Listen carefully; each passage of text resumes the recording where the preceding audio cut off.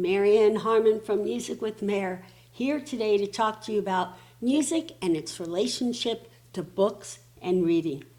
When do you start reading to a child? When is a child ready to read? We're going to go through all of that. As many of you know, I love to set books to music.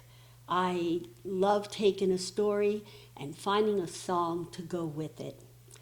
When we do that, we help the rhythm of the language become easier for the children to get. When do you put a book in a child's hands? As early as you can. When my daughter was little, I used to sit in this very chair and hold her in my lap and sing to her and read to her. One of the first books she was ever given was Pat the Cat. This is a great book because even at 2, 3 months old, you can take them through the book, and one of the things is you pat the cat, see? And you take their finger and they can feel the fur, and so they're getting that tactile sensation. And it just goes all the way through to where they can move things, and at the end there's a teddy bear to squish the belly. So Pat the Cat and Pat the Bunny are 2 books that are for newborn babies. Other books are like cloth books. If you follow on my YouTube page, you see that I have these books up there where I'm singing them for the children to watch. And these books are really fun to use with children because they're made of cloth. They can't get hurt. Even if it hits them like that, they're not going to get hurt. And if they put it in their mouth, that can't hurt either. After those kind of books, we go into books like these board books that are thicker so that the baby can actually turn the pages. And they're big enough for the baby to see all the different pictures. And this book is the Good Night book, which goes through the rituals of the day. So when a child is in that first stage of development, they need to touch things or they put things in their mouth, and that's how they start to understand them. At about between 18 and 24 months, the baby becomes preoperational, where everything they learn is because a need is getting met. These children need a lot of interaction. They want to know, are you hugging me? Are you feeding me? Will you give me a blanket if I'm cold? That's what it is all about. And another part of it is enriching that little brain so that they can get ready for the next stage of development, which is where they will learn to read. There are actually 3 stages to reading. The first is reading readiness. And this is when they start to recognize, like they might say, they might see this book and know, where's Spot? Because they've seen it so many times.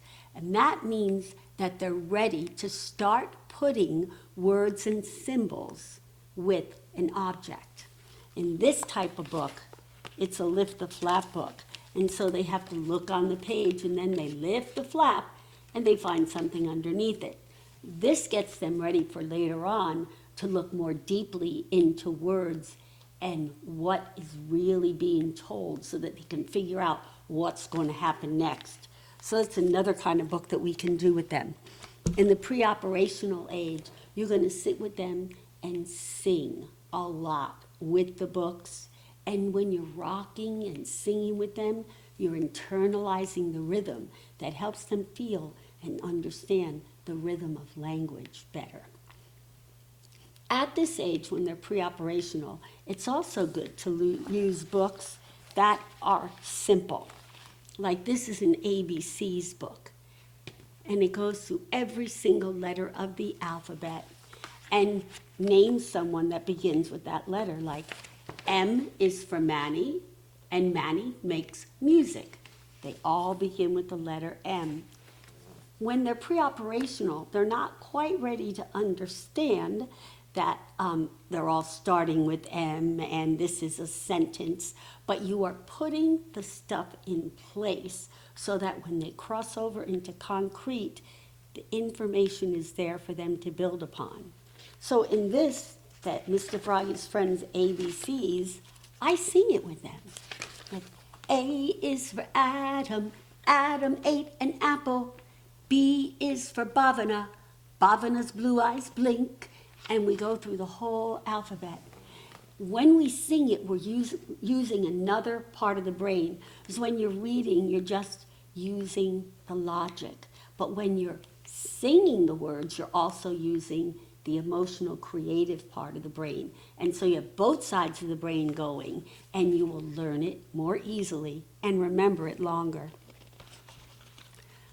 After reading readiness is the emergent reader. And the emergent reader is the one that is going to start remembering that K is for karma, L is for Lucy. They will start to remember that, and they will be able to read books that have 2 or 3 words on a page. This is not reading. A lot of people think that when a child can pick up Goodnight Moon and they can read the words Goodnight Moon, Goodnight Bear, that they are reading, but actually they are just emergent readers. They're learning to memorize certain words, and they can usually read maybe 2, 3, or 4 word sentences. When they are emergent readers, we like to do books like The Wide-Mouthed Bullfrog, although this is loved by children of all ages because of it being that kind of a book with all the movement. Now, an emergent reader would most likely be able to remember that this says, I'm a wide-mouthed bullfrog. But a reader will be able to read all of these words. Now, how do we know that they are ready to read?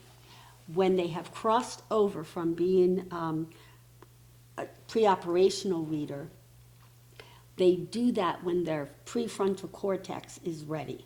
When they have had an enriching, loving, stable, consistent learning environment for those first 4 to 7 years of life, then their brain is ready to be a concrete learner.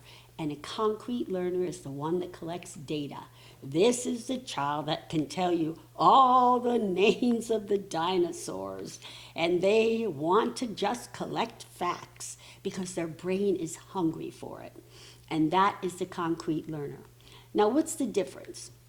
Well, in order to be a concrete learner and a reader, you need to be able to cross over the midsection of your body.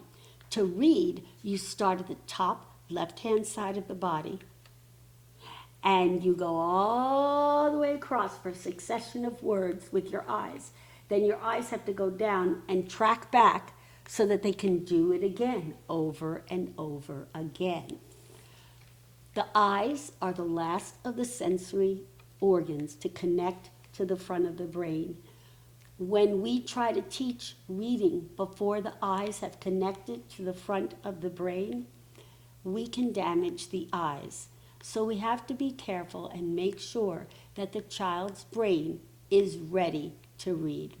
They will let you know when you see that they are skipping. We can do songs about skipping, add music to it, skip, skip, count and skip, start on 1 and count to 3. Or we can skip our alphabets, A, B, C, D, E, F, G, H, and just be skipping. That helps the brain get ready to read. We can do cross-lateral movements like taking our right knee, bringing it up and touching it with our left hand, and vice versa. All those activities get them ready to read. So when you see they're skipping or they can perform those type of activities, they can walk heel to toe, we know that they're ready to read. Being ready to read is something that is related to movement and is not something that we can sit down and teach to a baby. It is hurtful to the baby's brain if you try to teach a baby to read. Remember, it's all about love. When we are teaching our children, it's all about love. We teach them because we love them and because we want them to have successful, happy, full lives. When we take music and we combine it with books and we start from when they are in that sensory motor stage, we can work them through pre-operational into concrete. and they will be successful readers when we combine the music and movement with the activities to get them ready for that.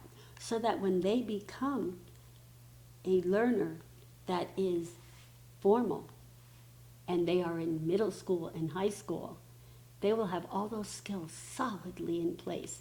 And hopefully, they'll keep books and music a part of their life forever.